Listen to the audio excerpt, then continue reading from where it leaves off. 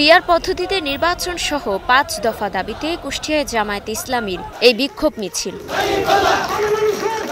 শুক্রবার সকালে শহরের চৌরহাস মোড় থেকে মিছিলটি বেরিয়ে প্রধান সড়ক প্রদক্ষিণ করে। পরে বিজয় উল্লাস চত্বরে সমাবেশ করেন নেতাকর্মীরা।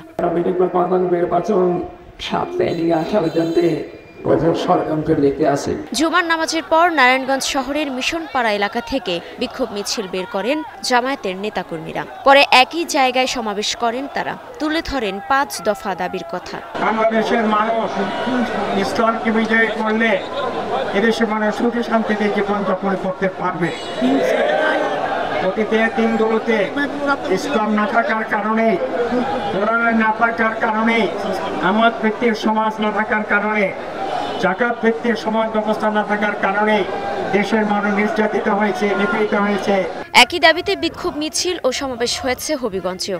অংশ নেন জেলা জামায়াতের নেতাকর্মীরা। বাংলাদেশের ৭০ মানুষ পিআর পদ্ধতিতে নির্বাচন, সেখানেও একটি দলের বাধা।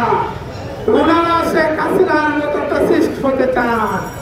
ওনারা চান না, তারা বলেন গণতন্ত্র, নিজেদের দলের মধ্যেই গণতন্ত্র নেই, কিভাবে দেশে গণতন্ত্র প্রতিষ্ঠা করবে।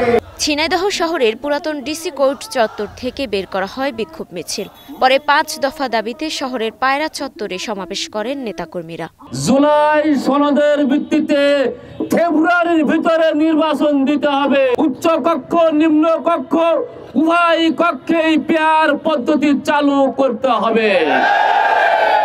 এছাড়া নীলফামারী সহ দেশের বিভিন্ন স্থানেও কেন্দ্রীয় কর্মসূচি পালন করেছেন দলের নেতাকর্মীরা।